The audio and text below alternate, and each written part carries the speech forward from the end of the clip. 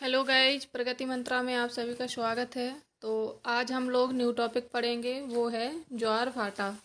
Okay, तो चलिए आते इसे देखते हैं। सभी लोग इसे पढ़िएगा अच्छे से। सभी लोग जुड़ते जाना और इसे अच्छे से पढ़ना। ओके, तो हम लोग पढ़ेंगे क्या, ज्वार भाटा। ओके, तो देखिए ये जो ज्वार और भाटा हैं ये किस कारण उत्पन्न होते हैं, ये सारी चीज़ें देखेंगे। तो जो ये समुद्री तल बना है, जो समुद्र का जो लेवल स्तर बना हुआ है, इसमें क्या है, जो जब जल इसके ऊपर उठता है, इसका जो जल ऊपर उठता है इसे क्या कहते हैं, ज्वार। और जब जल समुद्र के अंदर ही गहराई में चला जाता है तब उसे क्या कहते हैं, भाटा। तो क्या कहते हैं, सबसे ऊपर उठने वाले को ज्वार, और सबसे नीचे या सबसे कम जो जो सबसे गहरा हो जाता है उसे क्या कहते हैं, भाटा। तो जो समुद्र जल का जो स्तर है, स्तर में जो होने वाली वृद्धि है, जो वृद्धि होती है उसे ज्वार कहते हैं, और उसके स्तर में जो कमी आती है उसे भाटा कहते हैं। ओके, तो ये चीज़ आप लोगों को कंफर्म हो गई होगी। तो हम लोग देखेंगे कि जो भाटा आते किस कारण से हैं, तो इनके कारणों के बारे में देखेंगे। ओके, तो वो आते हैं पृथ्वी के घूर्णन गति के कारण। जो पृथ्वी की घूर्णन गति के कारण क्या होता है, एक अपकेंद्रीय बल उत्पन्न होता है। क्या होता है, एक अपकेंद्रीय बल उत्पन्न होता है, जिस कारण से क्या होता है, ज्वार भाटा आने की प्रक्रिया होती है। पृथ्वी की जो घूर्णन होती है उसके कारण ये कौन सा बल उत्पन्न होता है, तो वो होता है अपकेंद्रीय बल। दूसरा कारण है, तो दूसरा कारण देखेंगे, पृथ्वी पर सूर्य एवं चंद्रमा के द्वारा उत्पन्न होने वाला कौन सा, आकर्षण बल या गुरुत्वाकर्षण बल। क्या होता है, जो पृथ्वी पर जो सूर्य और चंद्रमा के द्वारा कौन सा बल उत्पन्न होता है, आकर्षण या गुरुत्वाकर्षण। तो इसके कारण भी क्या होता है, ये उत्पन्न होता है। ओके, अब इसमें क्या है कि जो न्यूटन है, जो साइंटिस्ट न्यूटन है, उन्होंने एक चीज बताई है। वो क्या बताई है, उन्होंने एक सिद्धांत दिया था, संतुलन का सिद्धांत। उसमें बताया है कि जो ज्वार भाटा की उत्पत्ति है, उससे क्या होता है कि जो ज्वार भाटा की उत्पत्ति वो सूर्य और चंद्रमा के द्वारा जब पृथ्वी पर कौन सा आकर्षण बल लगता है, और जो सूर्य और चंद्रमा के बीच की दूरी है उसके कारण उत्पन्न होता है। जब जो आकर्षण बल लगता है और सूर्य चंद्रमा की दूरी के ऊपर डिपेंड करता है ये किस कारण लगता है। उन्होंने अपने सिद्धांत में बताया, उस सिद्धांत में क्या बताया था कि जो सूर्य है, तो सूर्य से क्या है, चंद्रमा की, वो सूर्य से जो है पृथ्वी की अधिक दूरी है, जिस कारण इसका जो बल है पृथ्वी पर, इसका जो द्रव्यमान है वो क्या हो जाता है, कम हो जाता है, जिस कारण से इसमें क्या होता है, ज्वार भाटा की जो है उत्पत्ति वो कम संभावना होती है। और लेकिन जो चंद्रमा है, चंद्रमा की दूरी क्या है, पृथ्वी से कम है, तो चंद्रमा के द्वारा जो का है पृथ्वी पर बल अधिक लगता है। कैसा लगता है, अधिक बल लगता है, जिस कारण क्या होता है कि चंद्रमा के बल के द्वारा क्या होता है, ज्वार भाटा की अधिक जो उत्पत्ति है जो अधिक होती है। तो जो चंद्र ग्रहण होता है, वो चंद्र ग्रहण की स्थिति में क्या होता है, ज्वार भाटा की उत्पत्ति नहीं हो पाती है। क्योंकि जितना बल चंद्र ग्रहण के टाइम पे सूर्य लगाता है उतना ही बल क्या लगाता है, चंद्रमा भी लगाता, जिस कारण से क्या है, इनमें समान या समावस्था हो जाती है, जिससे समान बल लगता है। तो समान उसके कारण क्या होता है, उसमें ये ज्वार भाटा की उत्पत्ति नहीं हो पाती है। और इसके विपरीत जो सूर्य ग्रहण है, तो सूर्य ग्रहण की स्थिति में सूर्य एवं चंद्रमा दोनों के द्वारा अधिक बल लगता है। जब दोनों के द्वारा अधिक बल लगता है तो उस कारण क्या होता है, जिसका है बल लगता है, जिस कारण से क्या होता है, अधिक ऊंचे ज्वार और अधिक ऊंचे भाटा। बहुत ऊंचे ज्वार उठते हैं, बहुत ही ऊंचे भाटा उठते हैं। ओके, अब इसमें हम लोग बात करेंगे कि विश्व में सबसे ऊंचे ज्वार और सबसे ऊंचे भाटा कहाँ उठते हैं। तो वो उठते हैं, जो विश्व में सबसे ऊंचे ज्वार और सबसे ऊंचा सबसे ऊंचा ज्वार और सबसे गहरा भाटा, वो कहाँ, वो आता है कनाडा की, जो कनाडा क्या है, कनाडा की एक फंडी की खाड़ी है। कौन सी है, कनाडा की फंडी की खाड़ी, वहां पे आता है विश्व के सबसे ऊंचे ज्वार और सबसे गहरे भाटा। अब इसमें देखते हैं महोर्मी। महोर्मी है एक, महोर्मी क्या है? महोर्मी जब सूर्य, चंद्रमा और पृथ्वी तीनों एक ही रेखा में स्थित होते हैं, क्या होता है? सूर्य है, ओके, और ये चंद्रमा है, और ये हमारी पृथ्वी, ये जब तीनों एक ही रेखा में स्थित होते हैं तो इसे क्या बोला जाता है? महोर्मी। क्या बोला जाता है? महोर्मी।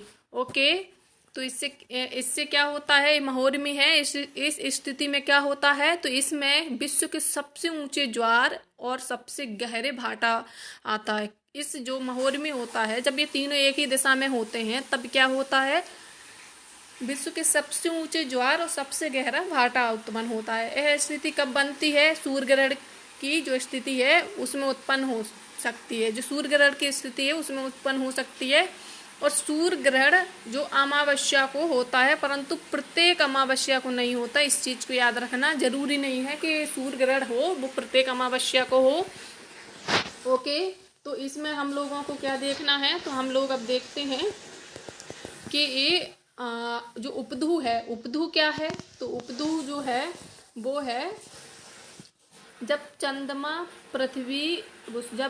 पृथ्वी के सबसे नजदीक या सबसे समीप होती है तब क्या आता है?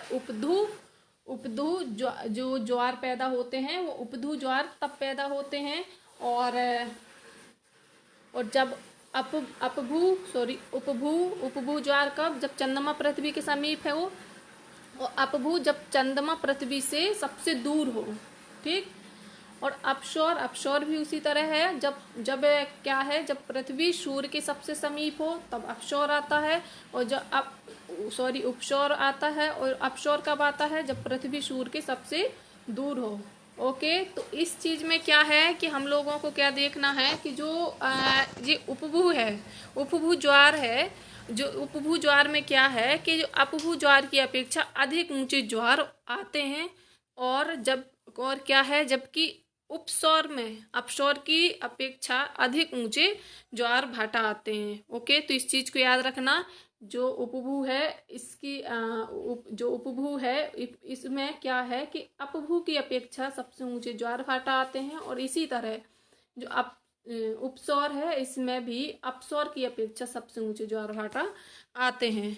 ओके, तो अब इसमें क्या है कि जो प्रत्येक दिन जो ज्वार भाटा आते हैं, तो प्रत्येक दिन ज्वार भाटा आते हैं उनके आने को क्या बोला जाता है? दैनिक ज्वार भाटा। किसे क्या बोलते हैं? दैनिक ज्वार भाटा।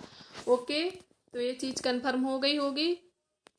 अब क्या देखना है कि जो ज्वार भाटा के बीच का समय अंतराल कितना क्या होता है? एक ज्वार एक भाटा जब उत्पन्न होते हैं तो इनके बीच का अंतर क्या होता? तो इनके बीच का अंतर होता है 24 घंटे 52 मिनट। क्या होता?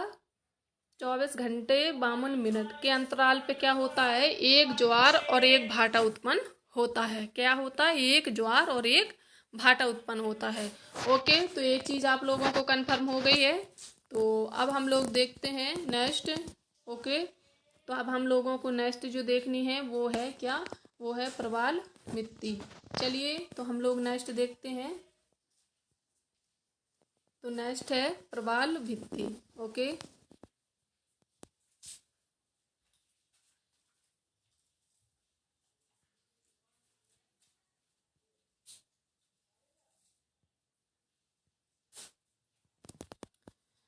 एक मिनट रुकिए।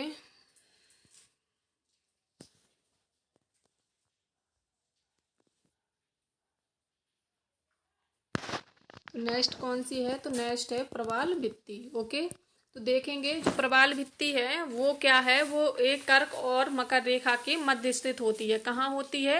कर्क और मकर रेखा के मध्य स्थित होती है। ओके, चलिए इससे पहले इसमें बात करते हैं कि जो प्रवाल भित्ति है क्या। तो प्रवाल भित्ति जो है, प्रवाल वास्तव में क्या है? जो एक प्रकार का समुद्री जीव होता है। ये क्या है?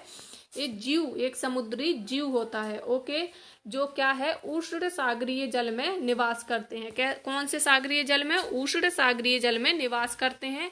और ये क्या है, यह कर्क और मकर रेखा के मध्य स्थित होते हैं। तो एक कंफर्म हो गया है। और जो प्रवाल हैं, इनके लिए क्या है कि स्वच्छ जल और कितना इनका जो टेम्परेचर होना चाहिए वो 20 से 25 डिग्री का तापमान होना आवश्यक होता है। जो प्रवाल हैं उनके लिए जल होना चाहिए कैसा? स्वच्छ जल होना चाहिए। और कैसा क्या होना चाहिए? 20 से 25 डिग्री जो टेम्परेचर है वो होना चाहिए। ओके, जो प्रवाल है क्या है? प्रवाल एक कवच के अंदर पाया जाता है, जो कैसा होता है? कैल्शियम कार्बोनेट से निर्मित होता है। कैसा होता है? वो कैल्शियम कार्बोनेट से निर्मित होता है। और इस कवच का क्या होता है? एक सिरा बंद रहता है जबकि दूसरा सिरा खुला रहता है। कैसा होता है ये? इसमें एक सिरा क्या है? बंद होता है जबकि दूसरा सिरा क्या है? खुला रहता है। इस टाइप के होते हैं। एक सिरा बंद होता है, दूसरा खुला होता है। इसी तरह से ये बहुत सारे बन जाते हैं। फिर अभी देखना, अभी भित्ति का निर्माण होगा तो इसी टाइप से बनते जाते हैं। तब क्या होता है? प्रवाल भित्ति का निर्माण होता है। तो इनका एक सिरा खुला रहता है, दूसरा क्या होता है? वो बंद होता है। ठीक है। और यह क्या है कि खुले हुए भाग से यह क्या करते हैं? भोजन के रूप किस चीज का ग्रहण करते हैं? तो भोजन के रूप में जो करते हैं ये O2 का ग्रहण करते हैं, ऑक्सीजन का ग्रहण करते हैं। और बाद में क्या होता है? जब यह दूषित जल में पहुंच जाते, कहाँ पहुंच जाते हैं? दूषित जल में। तो इनका जो कवच का जो मुख होता है वो क्या हो जाता है? बंद हो जाता है। और इस वजह से क्या होता है? प्रवाल की मृत्यु हो जाती है। ओके, इससे क्या होता है? जब ये दूषित जल में पहुंच जाते हैं या जल दूषित हो जाता है तो उस वजह से इनका जो मुख खुला था खाना खाने के लिए वो बंद हो जाता है। और जब मुख बंद हो जाएगा और ये खाना नहीं खा पाएंगे तो क्या होगा? इनकी मृत्यु हो जाती है। ओके, तो इनकी मृत्यु हो जाती है।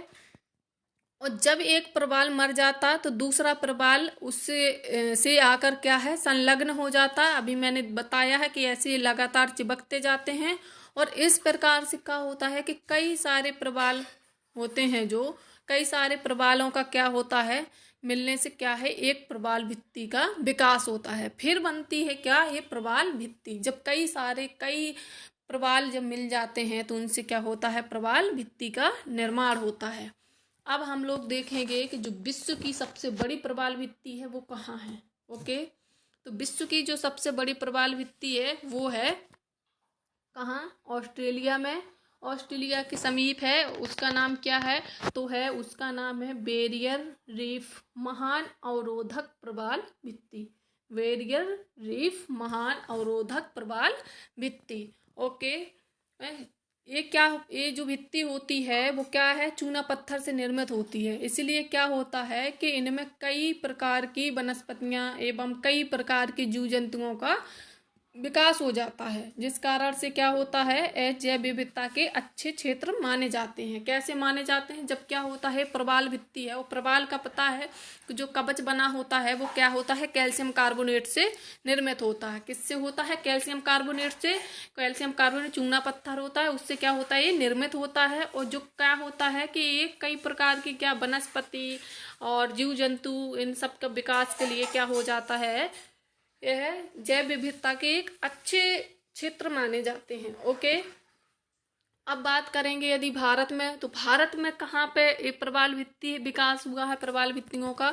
तो वो हुआ है कच्छ की खाड़ी, खंबात की खाड़ी, मन्नार की खाड़ी, लक्ष्य एवं अंडमान निकोबार द्वीप क्षेत्र में। कहाँ हुआ है? कच्छ की खाड़ी और खंबात की खाड़ी और मन्नार की खाड़ी और लक्षद्वीप एवं अंडमान निकोबार। तो देखिए कहाँ कहाँ हुआ है, मैप में है। तो कहाँ हुआ है? कच्छ की खाड़ी हुआ है, खंबात की खाड़ी हुआ है, अंडमान निकोबार हुआ है, मन्नार की खाड़ी और लक्षद्वीप में। ओके, तो ये चीज़ आप लोगों को समझ आ गई होगी बहुत ही अच्छे से।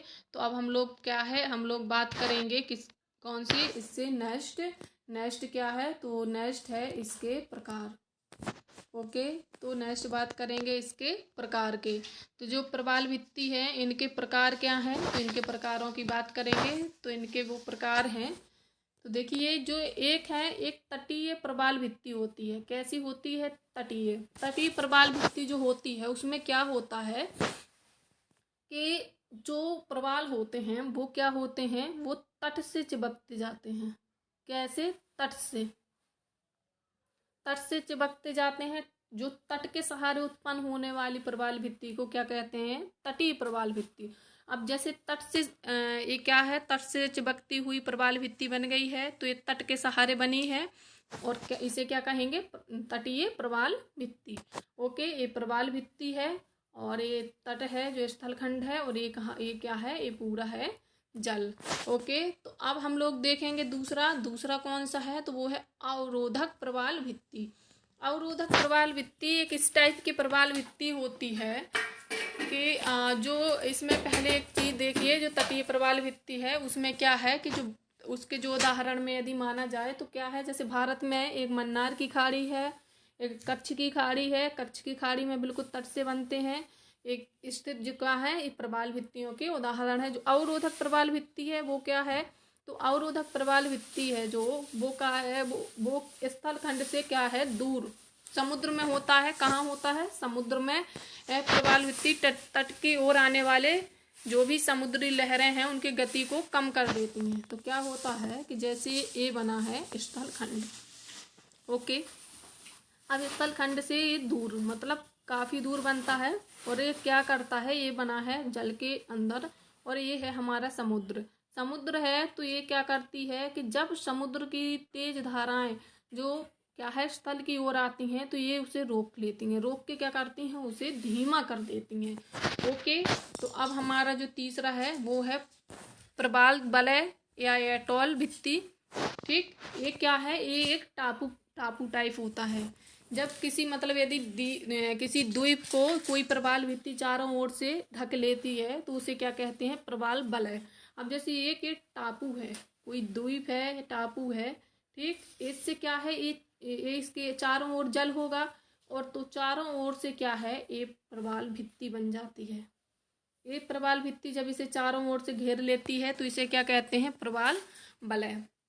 और प्रवाल वलय भी ऐसे होता है, जो क्या होता है कि ये जो होते हैं, जो बनते हैं वो प्रशांत महासागर के क्षेत्र में अधिक देखने को मिलते हैं। उससे क्या होता है, जो चारों ओर का जल है, जब इसे ज्यादा तेजी से बनेगा तो बस पक्का है कि ये उसकी स्पीड को क्या है, कम कर देगा, जिससे क्या है, टापू में पानी नहीं आ पाएगा, जिससे वहाँ की सुरक्षा हो जाती है। तो आज का सेशन हमारा है ये, हम लोगों ने 2 पढ़े हैं, 2 में क्या पढ़े हैं, एक ज्वारभाटा का किया है, एक प्रवाल भित्ति का किया है। ओके, तो आप लोगों को ये समझ आ गया होगा।